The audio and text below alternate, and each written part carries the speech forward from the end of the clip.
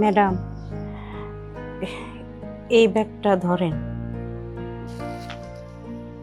এই ব্যাগে কি আছে? ম্যাডাম, আমি যতদিন ধরে আপনার বাড়ি কাম করতেছি, আপনারা প্রত্যেক মাসে আমার যে বেতনটা দিছেন, এই ব্যাগের মধ্যে সব বেতন আছে, একটা টাকাও কম নাই।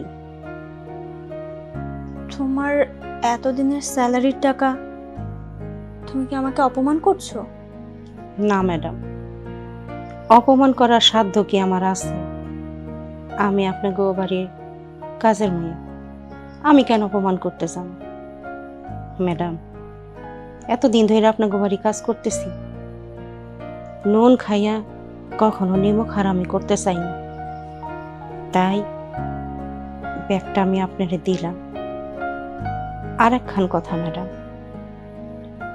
আপনার রুমে যে ওয়ার্ড্রোবটা আছে, একটা ডয়ার আছে না, আপনারা কোন ডয়ারটা খোলা যায় না, তার কাটা মারা। ম্যাডাম, ওই ডয়ারটা খোলা যায়। মানে ফুলি চলে যাওয়ার পর আমি দাঁড়িয়ে ভাবতে লাগলাম, 2 বছর আগে রাকিব আমাকে বলেছিল এই ডয়ারে পেরেক মারা আছে, এটা নাকি আলমারিকে শক্ত করে রেখেছে, আমি যেন কখনো ভুলেও এখানে হাত না দিই। আমি রাকিবকে বিশ্বাস করে আমি কখনো জানার চেষ্টাও করিনি এখানে কি আছে, কিন্তু আজকে আমাকে জানতেই হবে।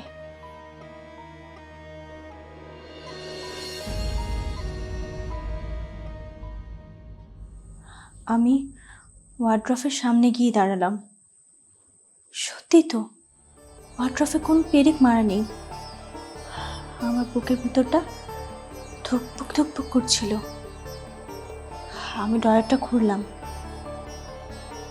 প্রথমে একটা মোবাইল পেলাম, পাসওয়ার্ড চাইলো। আমি রাকিবের জন্ম তারিখ দিলাম, খুললো না। পরে আমাদের বিবাহবার্ষিকীর তারিখ দিলাম, তাও খুললো না। আমার মনে পড়লো রাকিব বলেছিল আমাদের একটা স্পেশাল ডেট আছে। আমি স্পেশাল ডেটটা দিলাম, ফোনটা খুলে গেল। আমার বুকের ভেতরটা ধুক করে উঠলো। আমি সরাসরি হোয়াটসঅ্যাপে ঢুকলাম। একটা চ্যাটিং পিন করা আছে, নাম লেখা প্রাণ। শেষ মেসেজ কালকে রাতে এসেছে, লেখা ছিল, রাকিব, আমার ছেলে প্রথম বাবা বলেছে, তুমি আসবা না? সাথে 15 সেকেন্ডের একটা ভিডিও, একটা নীল জামা পরে ছোট বাচ্চা বলছে, বাবা, না না, এটা আমার বাবা না। এগুলো দেখে আমার চোখ ঝাপসা হয়ে আসলো। আমাদের 8 বছর বিয়ের বয়স, বাচ্চা হয়নি। আমি ডাক্তার দেখিয়েছি, ডাক্তার বলেছে আমার কোনো সমস্যা নেই। রাকিবকে বলেছিলাম ডাক্তার দেখানোর জন্য, কিন্তু ও কখনো নিজে পরীক্ষা করায়নি। তারপর হোয়াটসঅ্যাপের মেসেজগুলো স্ক্রল করতে লাগলাম। 3 বছরেরও বেশি কথা। কখনো লেখা হয়েছে, তুমি আজকে আসবে না? বাবুটা কান্না করছে, বাবুটার অনেক জ্বর। রাকিবের উত্তরগুলো খুব ঠান্ডা ছিল, যেমন, বাবুকে ওষুধ খাওয়াও, তুমি চিন্তা করো না, আমি আজকে আসবো না, কালকে আসবো। আর হ্যাঁ, আমি যা কিছু করছি সব তো তোমার জন্য। আমার হাত পা ঠান্ডা হয়ে যাচ্ছিল। ড্রয়ারের দিকে তাকিয়ে দেখলাম এখানে কিছু কাগজ আছে। একটা ফ্ল্যাটের চুক্তি, ঢাকার অভিজাত এলাকায়, 4000 ফিটের একটা ফ্ল্যাট, মালিকের নাম শেফা। আরেকটা কাগজে দেখলাম ব্যাংক স্টেটমেন্ট। আরেকটা কাগজে দেখলাম ব্যাংক স্টেটমেন্ট, প্রত্যেক মাসের 10 তারিখে 50,000 টাকা ট্রান্সফার, কোনো মাস মিস যায়নি। সাথে আরেকটা চেন রাখা ছিল। চেনটা হাতে নিয়ে দেখলাম লেখা আছে, শুভ জন্মদিন শেফা। আমার নাম তো শেফা না, বন্যা।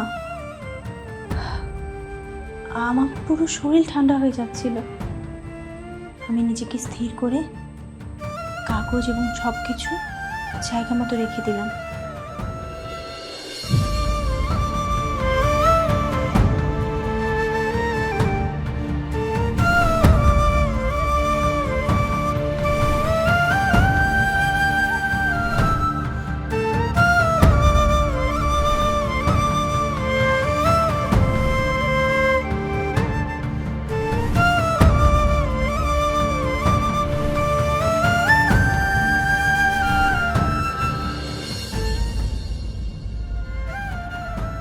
আমি সোফায় এসে বসলাম। ঘড়িতে তখন 3:15 বাজে। রাকিব বলেছে আজকে 9টায় বাসায় আসবে। বিগত 8 বছর যাবত ও সপ্তাহে 4 দিন বাসায় খায়, 3 দিন বাহিরে। আমি ভাবতাম হয়তো অফিসের কাজে কোথাও থাকতে হয়, কিন্তু আজ বুঝতে পারলাম ও একটা বাসায় অন্য জীবনে যায়।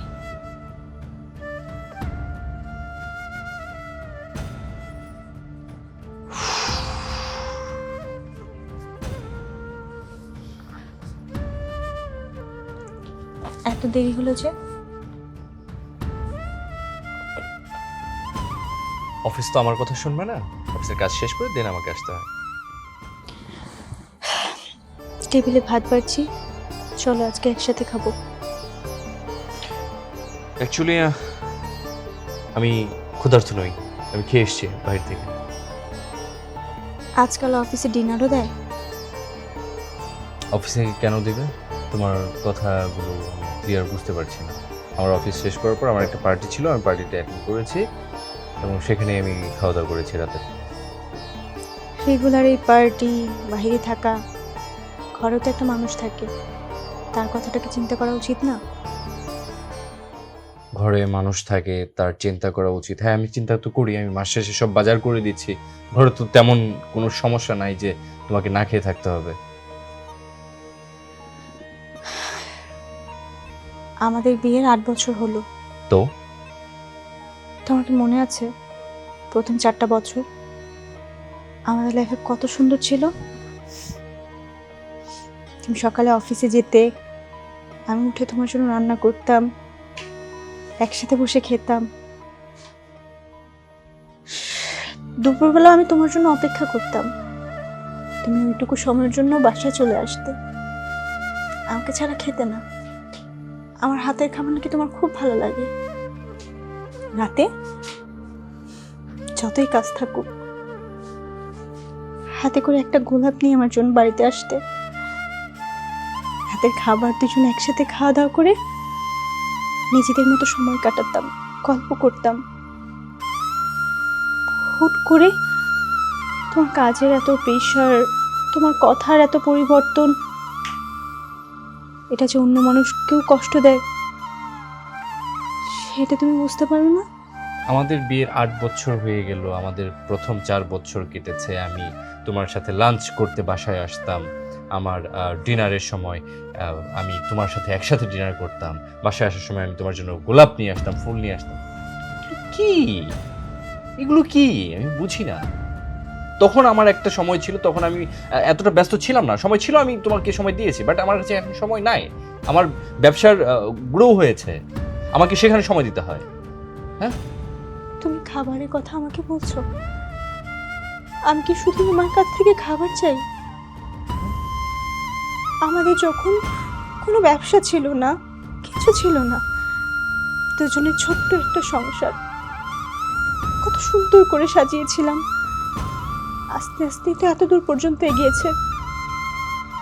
তখন যদি আমি পাশে থাকি তাহলে আমি এখন কেন নিজেকে কোথাও খুঁজে পাচ্ছি না? কোথায় খুঁজে পাচ্ছে না? কি বলছো এসব? এগুলো আমি নিতে পারছি না তো। এই যে আমি আসছি, অফিস শেষ করে আসছি, এখন কথা বলছি, তো কি আমি আমি ভূত অন্য কোনো মানুষের সাথে কথা বলছো?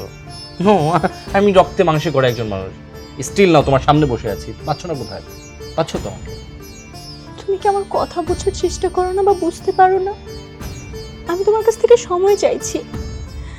আমরা যেমন আগে গল্প করতাম, নিজেদের মতো হাসাহাসি করতাম, তোমার জন্য আমি অপেক্ষা করতাম। অপেক্ষা শেষে তুমি এসে আমার সাথে গল্প করতে, আমার হাতটা স্পর্শ করতে? আমি তোমার সেই স্পর্শ চাচ্ছি, তোমাকে চাচ্ছি। সরি, সারাদিন অফিস করে এত ঝামেলা কাঁধে নিয়ে এখন তোমার এই যে লেম টপিকস শুনতে আসলে একদম ইচ্ছে করছে না। আমি ফ্রেশ হতে যাচ্ছি। হ্যাঁ, তোমার পছন্দের মাছ রান্না করেছিলাম।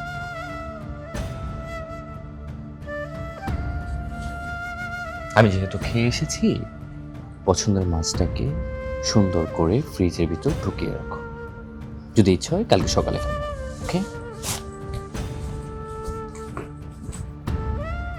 রাকিব এখান থেকে উঠে সোজা আলমারির সামনে গেল। আলমারি খুলেও কিছু বুঝতেই পারলো না। সব কিছু নিখুঁতভাবে ছিল। ও জানতেই পারলো না আমি ওর সব কিছু জেনে গেছি। ও আলমারি থেকে কাপড় নিয়ে ওয়াশরুমে চলে গেল। গুনগুন করে গান গাইতে শুরু করলো।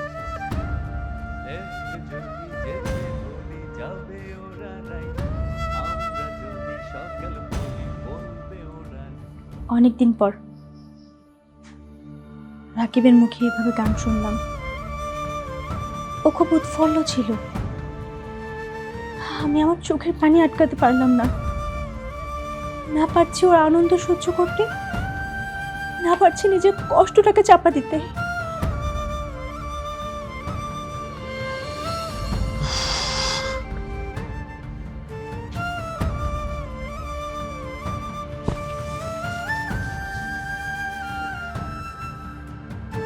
কি ব্যাপার?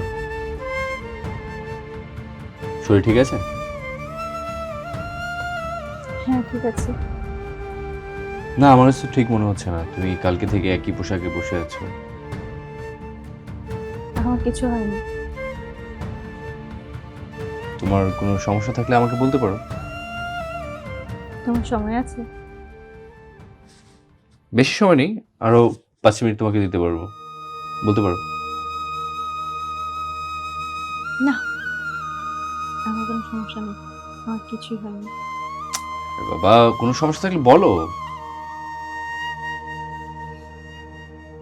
ওকে, তোমার প্রবলেম, তুমি বলতে চাচ্ছ না তো আমি আর কি করবো। আমার অফিসে টাইম হয়ে যাচ্ছে। ওকে বাই, খেয়ে নিও। আল্লাহ হাফেজ।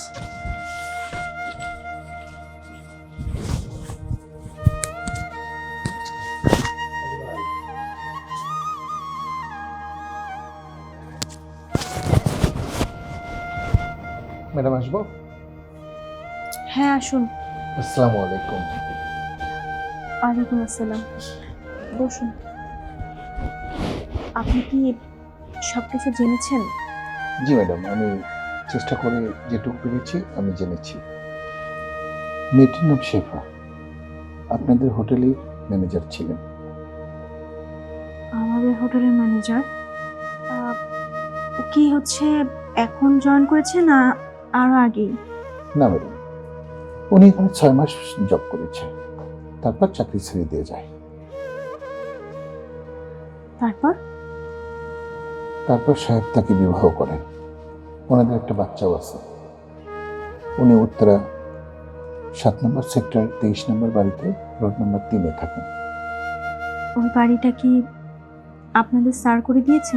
জি ম্যাডাম, আমি যতটুকু জানি সারি করে দিয়েছেন। শুধু তাই না, বনানীতে একটা ফ্ল্যাটও ওনার নামে আছেন এবং গুলশানে একটা ফ্ল্যাট ওনার নামে কিনেছেন। উনি 2টো গাড়ি ইউজ করেন। অফিস শুনলাম স্যার আর একটা গাড়ি অর্ডার করেছেন। ওটা কার জন্য করেছেন জানি না। আপনি কি অ্যাড্রেসটা আমাকে দিতে পারবেন? জি ম্যাডাম, সেক্টর 6, বাড়ি নম্বর 23, রোড নাম্বার 3, উত্তরা। ম্যাডাম আজকে তাহলে আমি আসি। জি আসুন। আসসালামু আলাইকুম। ওয়ালাইকুম আসসালাম।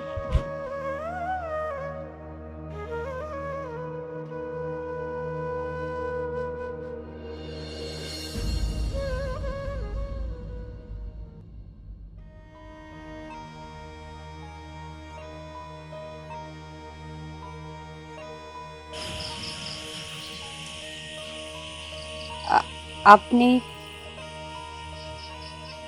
কতদিন? 4 বছর। 4 বছর? 4 বছর আমি অন্ধ হয়েছিলাম? তুমি তো জানতে রাকিব বিবাহিত। হ্যাঁ, প্রথম থেকেই জানতাম। তাহলে কেন? আমি জানতাম না আমি প্রেগনেন্ট। সে যখন জানতে পারলো, সে বলল সবকিছু ঠিক করে নেবে। আপনাকে ছেড়ে সে আমাকে বিয়ে করবে, কিন্তু সে সেটা করেনি। সে প্রথমে বলল তার ব্যবসাটা ঠিক করতে হবে, তারপর বলল আপনি অসুস্থ,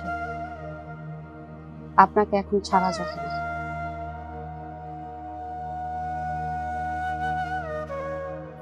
ওর কথা শুনে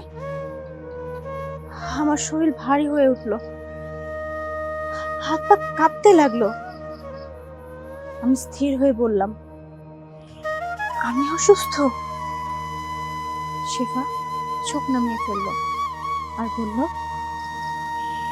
হ্যাঁ, সে তাই বলেছিল। আমি আর নিজেকে স্থির রাখতে পারলাম না। আমার হাসি কান্না একসাথে বেরিয়ে এলো। আমি নিজ থেকে ভাবতে লাগলাম, সে তো আমাকে কখনো ডাক্তার দেখাতে নিয়ে যায়নি, কখনো সে নিজের টেস্টও করায়নি, আর বাহিরে বলে আমি অসুস্থ। চারিদিকের বাতাস ভারী হয়ে আসছিল। উপর থেকে একটা বাচ্চার কান্নার আওয়াজ আসলো। আমি ওকে ধীরে ধীরে বললাম, বাবুটার নাম কি? শেফা মাথা নাড়ালো।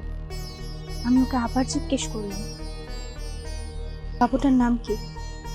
আয়ান। সে কি জানে তার বাবা কি?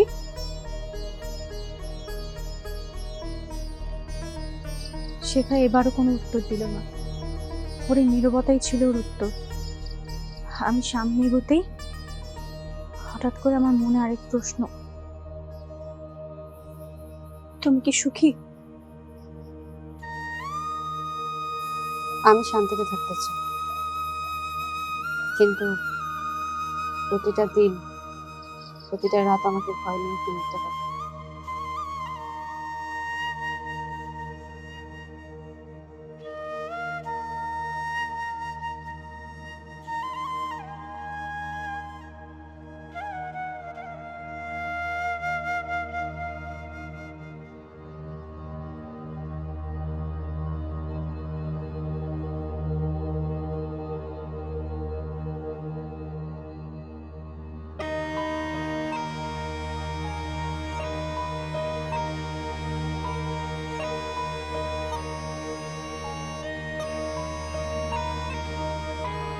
আমি গেটের সামনে আসতেই মাথায় একটা প্রশ্ন ঘুরপাক খাচ্ছিল। আমরা দুজনেই প্রতারিত। আমরা দুজনে অপেক্ষা করি একজনের জন্য, যে কিনা আমাদের কারোরই ছিল না। আমি নিজেকে নিয়ে ভাবতে লাগলাম, একটা ভাঙা মানুষ হিসেবে নয়, এমন একজন মানুষ হিসেবে যার সামনে একটাই সিদ্ধান্ত। আমি ফোনটা পিক করলাম। স্ক্রিনে রাকিবের নামটা ভেসে উঠল। আমি কল করলাম না, শুধু একটা মেসেজ টাইপ করে রেখে দিলাম। একটা মেসেজ টাইপ করলাম, আজকে একটু তাড়াতাড়ি বাড়িতে চলে এসো তো, তোমার সাথে গুরুত্বপূর্ণ কিছু কথা আছে। মেসেজটা সেন্ড করে আমি চোখ বন্ধ করলাম। আজকে আর কোনো কান্না এলো না। আমি বুঝে গেছি এই গল্পটা শুধু বিশ্বাসঘাতকতা।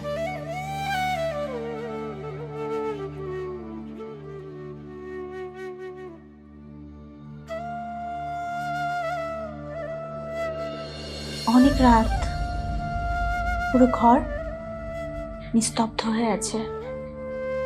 বিছানার এক কোণে আমি, আরেক কোণে রাকিব। বিছানাটা আজকে অনেক সুন্দর লাগছে। আজকের বিছানাটা শুধু বিছানা না, আমাদের সারা জীবনের হিসাব খোলার রাস্তা। রাকিব চুপ করে আছে, কোনো কথা বলছে না। আমি রাকিবকে বললাম, আজকে শেফার বাসায় গিয়েছিলাম। আমার কথা শুনে রাকিবের মুখ চিমসে গেল। আমি একে একে সব কিছু বললাম। রাকিব মাথা নিচু করে বসে রইল। অনেকক্ষণ পর রাকিব একটু মুখ ছেড়ে বলল, বন্যা, তুমি এতদিন দুইটা জীবন আলাদা রেখে চালিয়েছ। এত বছর ধরে তুমি আমার কাছ থেকে অনেক কিছু লুকিয়ে গেছো। তুমি আমাকে বলেছিলে এই ড্রয়ারটা নাকি সিল করা, খোলা যায় না। আমি তোমাকে বিশ্বাস করতাম, ভালোবাসতাম। আমি তোমাকেই বিশ্বাস করে গিয়েছিলাম। কখনো খোলার ট্রাইও করিনি, দেখিও নি। কিন্তু আজকে আমি এই ড্রয়ারটা খুলেছি। ড্রয়ারে একটা মোবাইল পেয়েছি, দুইটা কাগজ, স্টেটমেন্ট। ঢাকায় অভিজাত এলাকায় 4000 স্কোয়ার ফিটের একটা ফ্ল্যাট, সাথে প্রত্যেক মাসের 10 তারিখে টাকা ট্রান্সফার। আর একটা চেনও ছিল, জন্মদিনের শুভেচ্ছা লেখা। আমার নাম ছিল না, শেফা ছিল। রাকিব আমার দিকে চোখ তুলে তাকালো না।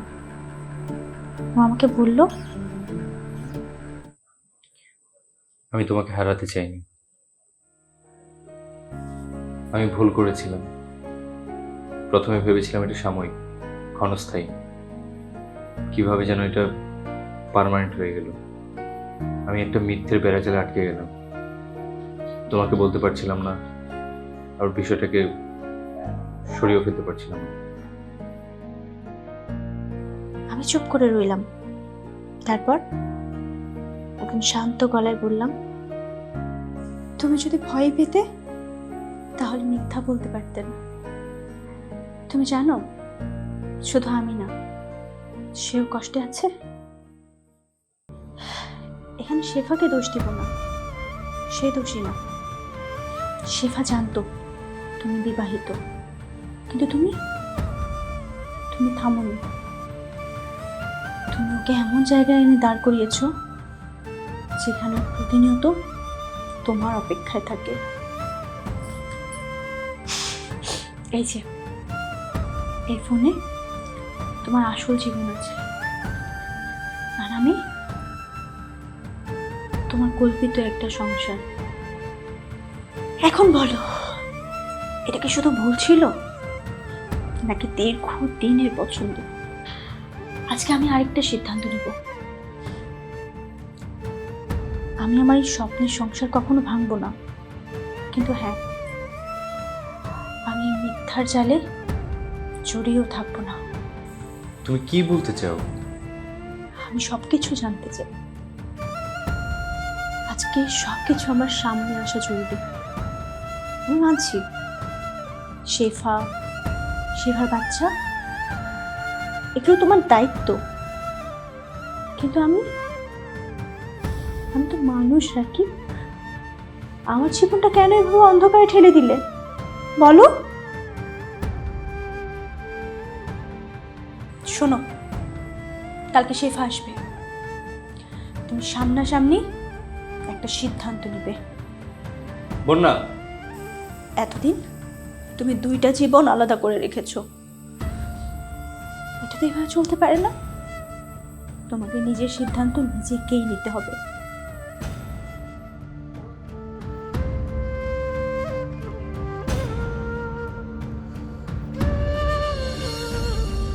আমরা তিনজন পাশাপাশি বসা, শেফা আমার পাশে। ওর চোখে মুখে ভয়। ও না পারছে কিছু বলতে, না পারছে সহ্য করতে। রাকিব, এখন তুমি বলো, তোমার নিজের সিদ্ধান্ত তুমি নিজে নাও। তুমি কি করতে চাও? আমি যেটা চাইবো সেটা তোমাদের পছন্দ হবে কিনা সেটা আমি জানি না। সত্যি বলতে আমি তোমাদের দুজনকেই চাই। তোমাদের দুজনকেই আমার দরকার, এবং আমি যেটা করেছি সেটা কাউকে ছাড়লে সমাধান হবে না। কাকে ছাড়বো আমি? তোমাকেও ছাড়তে পারবো না। শেফাকে যদি ছেড়ে দিই তাহলে তার জীবনটা নষ্ট হয়ে যাবে। তোমার কি মনে হয় আমার 8 বছরের সাজানো সংসার আমি এক নিমিষে কাউকে দিয়ে দিব? কেউ এসে ভাগ করে নিয়ে যাবে, আমি তা মেনে নিব? আমি তো তোমার জীবন আসতে চাইনি। তুমি আমাকে বলেছিলে যে আমি সবকিছু ঠিক করে নেব। তুমি তোমার সংসার লাইফে সুখী না, তুমি তাকে চাও না, তুমি তাকে ছেড়ে দিবে। সেই কথা শুনেই তো আমি চেয়েছিলাম তোমার সাথে সংসার করতে। আমি তো তোমাকে জোর করিনি আমার সাথে সম্পর্ক করার জন্য।